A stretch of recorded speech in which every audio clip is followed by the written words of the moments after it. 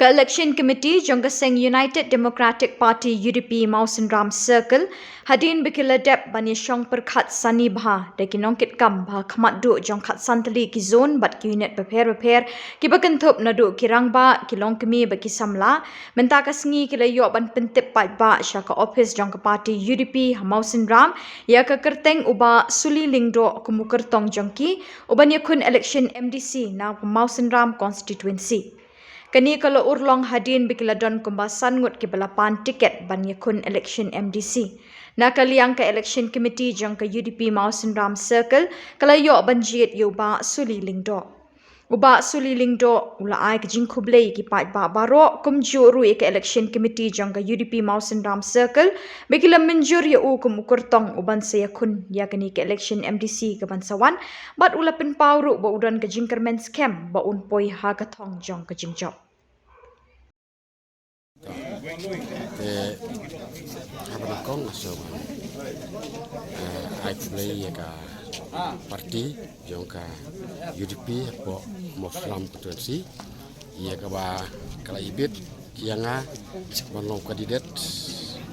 MDC haulus nyam arajara pusan te hagian ti jong parti kalong ba kila kot ka application ila don sanut ki be apply Henry hadin ba kilesyong ba kilajit ke selection committee ke selection committee kala syong perkat sani ba bat cisur cidur kala recommend ya ka teng jonga bat menta kilara haka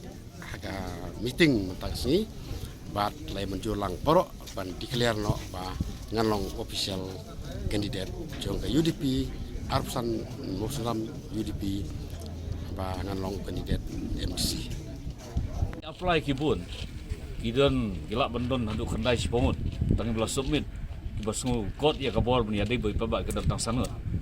Kendai wala da kim kini wala da kim yo ai tiket do kim don ke mesin menilai persya, kidon ke mesin menilai tilang mengi bat penjau kandidat ubang ilari kemen.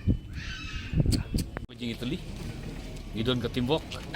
nomor ba ni syua bangin recommend you candidate syaka state election committee. Ngidon da ka election committee hane po ka circle te ka committee hi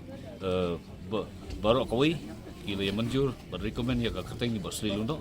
ban long official candidate naune na ka arpusan Muslim konstitusi siaka arpusan election siaka election ka berselongsen siaka ka HCDC te ya kane ka kateng ngila recommend bat ka ngin pa po ka state election committee ban declare ka kateng yang ibon long official candidate ni